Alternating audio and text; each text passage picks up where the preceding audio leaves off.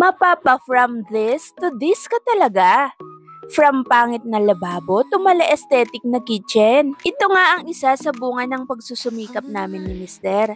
Sa totoo lang, matagal-tagal ko na ngang pinangarap ang magkaroon ng maayos at aesthetic na kitchen. Pero matagal din bago ko ito nakamit dahil nga mas maraming ibang priority lalo na kapag may anak na kayo. Pero ang sarap sa feeling na may na-achieve ka lalo na kung alam mo sa sarili mo na pinaghihirapan mo talaga ang mga bagay-bagay. Ayan nga at tapos na ang pagsasemento at tiles ng lababo.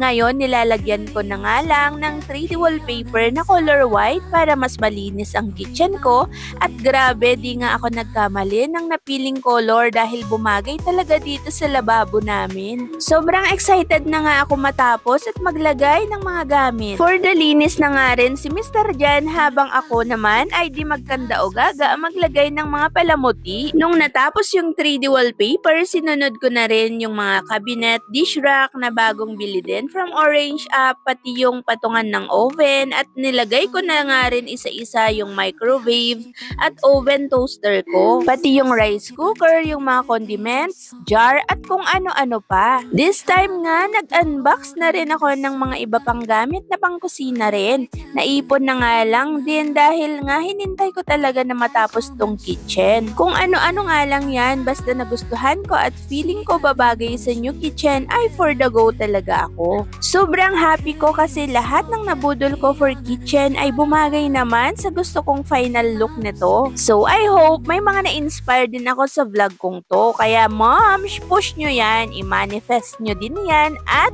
balang araw ipagkakaloob din sa inyo. See you on my next vlog. Bye!